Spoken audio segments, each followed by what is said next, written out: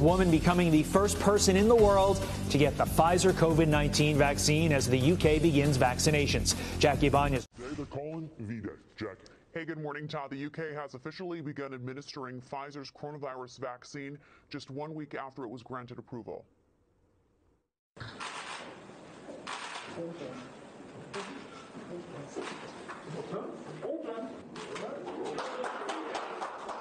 And that's Margaret Keenan. She turns 91 next week. She was the first in the country to get her vaccine this morning.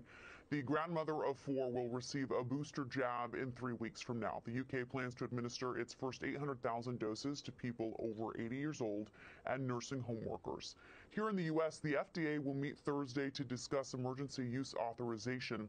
But today, President Trump will sign an America First executive order that will ensure the government prioritizes Americans receiving the vaccine before it's sent to other countries.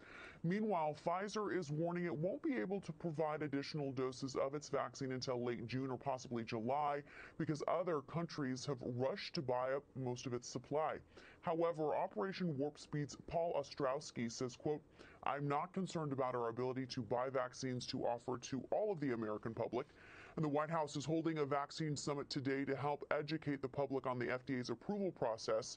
Representatives from developers Moderna and Pfizer have both neglected to attend. This as several states are tightening restrictions this week. In Michigan, Governor Gretchen Whitmer is extending the state's so-called pause through December 20th. This includes a ban on indoor dining and in-person learning at high schools and colleges. Our progress is fragile, and we cannot let up yet. We have not yet seen the full impact of activities around Thanksgiving, and we're very worried that they could be significant impacts. And in California, a new app will let Californians know if they've come in contact with someone positive for COVID-19. D.C. is also enforcing tighter restrictions. High school sports are officially shut down for now. Restaurants in the capital are fed up with the continued lockdowns and lack of help from Congress. So get this, on Monday, dozens of businesses brought symbolic empty plates to the Capitol. They had the names of people who lost their jobs or businesses that were shattered. Todd? Jackie Ibanez, live in the newsroom. Jackie, thanks. The National Restaurant Association. 10,000 restaurants have closed in the last 3 months, marking more than 110,000 so far this year. The group saying their members just cannot wait for government relief any longer. Brenda Lutney owns a San Francisco deli. It's there in Redding, California. She joined Fox and Friends first and said even that wouldn't be enough. It's simply survival. You cannot have businesses opening and closing.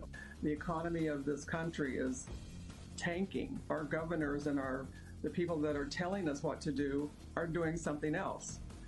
Do as I say, don't do as I do is not going to work. Revenues have dropped at restaurants, but costs have not. 17% of bars and restaurants fully closed either permanently or temporarily just last month. Today is the safe harbor deadline for states to finalize election results, prohibiting further legal challenges in the week before the Electoral College votes.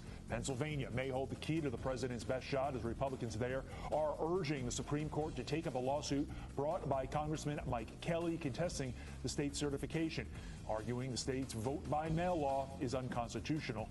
That case got a boost yesterday when Senator Ted Cruz announced if the Supreme Court takes the case, he wants to be the one to argue it.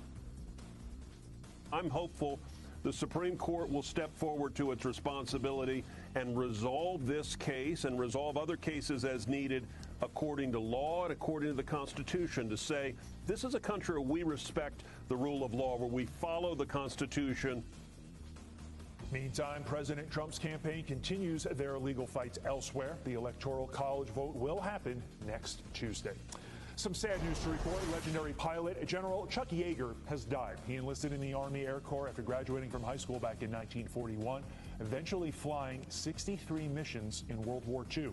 After the war, he served as a test pilot for new aircraft, becoming the first man to break the sound barrier. He went on to inspire the book and eventually the movie, The Right Stuff. The West Virginia native was 97 years old. More illegal immigrants are using freight trains to enter the U.S. Border Patrol officials say it's always been an option, but it's becoming an increasing trend as security tightens at highway checkpoints. Agents say smugglers are pushing migrants to climb into grain hoppers, which are railway cars designed for hauling coal or feed, but agents say the dangerous acts usually turn into a rescue mission. A man arrested for breaking into Tom Brady's Massachusetts mansion. The man was found in the basement after he set off alarms in that house. Police say he was wearing a game-worn jersey under his jacket. He was arrested last year for stealing Brady's jersey from the New England Patriots Hall of Fame exhibit. Brady and his wife Gisele Bündchen have not lived at that home in months. They're down in Tampa while Brady plays for the Bucs. A Minnesota home Christmas display, the lights that you see right there, being shamed for so-called harmful impact to the community. An anonymous letter to the homeowner alleges the lights are, quote, a reminder of systemic biases against our neighbors who don't celebrate Christmas or who can't afford to put up lights on their own. The letter gaining the attention of former Baltimore Ravens quarterback Derek Anderson, who tweeted, quote, saw this coming a long time ago. If I can't have it, nobody can. Or if they have it, we all deserve it. That isn't life. And finally, Dancing Chuck is back.